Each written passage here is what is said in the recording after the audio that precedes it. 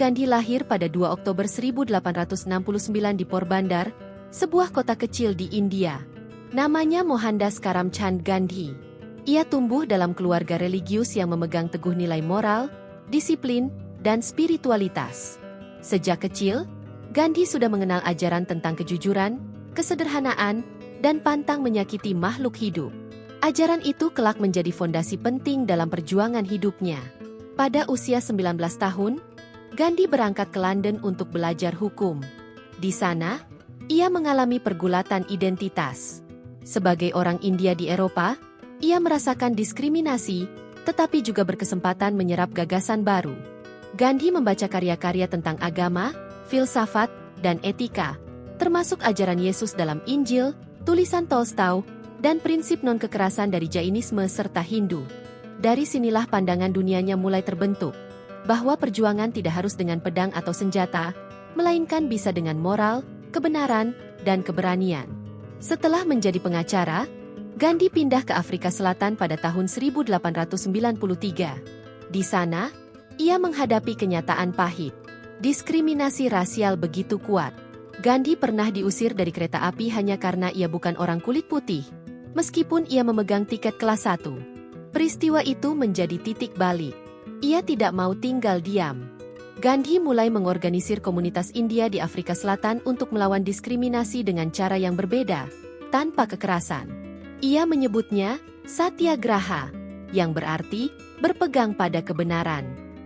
Bagi Gandhi, kebenaran lebih kuat dari kekerasan, dan keberanian moral bisa mengalahkan senjata.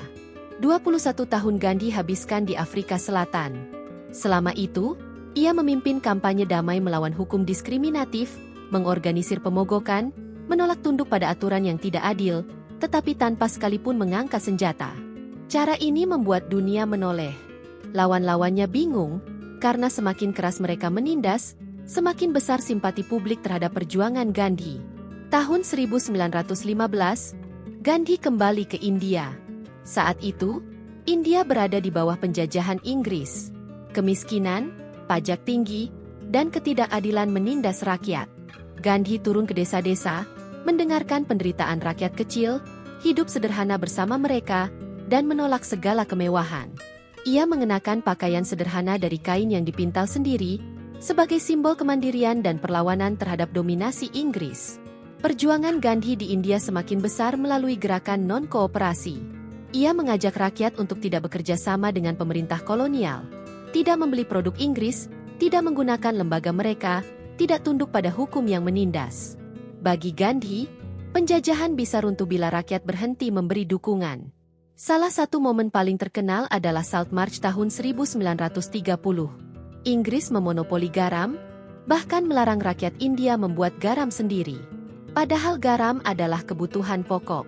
Gandhi menempuh perjalanan sejauh 390 km bersama ribuan orang menuju laut, untuk membuat garam sendiri. Aksi damai ini mengguncang dunia. Foto-foto Gandhi berjalan kaki dengan tongkat sederhana menjadi simbol perlawanan rakyat tertindas terhadap kekuasaan besar. Kekuatan Gandhi bukan pada senjata, melainkan pada moral dan keteladanan. Ia dipenjara berkali-kali, tetapi tidak pernah goyah. Setiap kali keluar penjara, ia kembali memimpin perjuangan. Ia tidak hanya melawan penjajah, tetapi juga menentang ketidakadilan dalam masyarakat India sendiri, seperti sistem kasta yang merendahkan kaum paria. Ia menyebut mereka Harijan, anak-anak Tuhan, dan berjuang agar mereka diperlakukan setara. Namun perjuangan Gandhi tidak selalu mulus. Ketika India akhirnya mendekati kemerdekaan, muncul konflik besar antara umat Hindu dan Muslim. Inggris memanfaatkan perpecahan ini, hingga akhirnya India terbelah menjadi dua negara, India dan Pakistan pada tahun 1947. Perpecahan ini menimbulkan pertumpahan darah. Gandhi sangat berduka. Ia berusaha meredam kekerasan dengan berpuasa, menyerukan persaudaraan, dan berjalan di antara komunitas yang bertikai. Bagi Gandhi, kebebasan tidak ada artinya jika rakyat saling membunuh. Ia percaya bahwa sejati kemerdekaan adalah ketika manusia hidup berdampingan dengan damai, tanpa saling membenci. Sayangnya, hidup Gandhi berakhir tragis. Pada 30 Januari 1948, ia ditembak oleh seorang ekstremis Hindu yang menuduhnya terlalu memihak Muslim. Gandhi meninggal dengan kata terakhir di bibirnya, "Hei Ram, panggilan kepada Tuhan." Dunia berduka. Ribuan orang mengiringi pemakamannya. Dan sejak saat itu, Gandhi dikenang sebagai simbol perdamaian. Warisan Gandhi jauh melampaui India. Prinsip satyagraha dan non-kekerasannya menginspirasi tokoh-tokoh besar dunia. Martin Luther King Jr. menggunakannya dalam perjuangan hak sipil di Amerika. Nelson Mandela mengambil spirit yang sama dalam melawan apartheid di Afrika Selatan. Bahkan hingga kini, nama Gandhi identik dengan keberanian moral, keteguhan hati, dan keyakinan bahwa kebenaran selalu lebih kuat dari kekerasan. Gandhi membuktikan bahwa perubahan besar bisa lahir dari kesederhanaan. Dari pakaian yang dipintal sendiri, dari berjalan kaki berhari-hari, dari keberanian untuk berkata, tidak, kepada ketidakadilan. Ia bukan seorang jenderal, bukan orang kaya, bukan pemimpin dengan senjata. Tetapi dunia mengenalnya sebagai Mahatma, jiwa agung.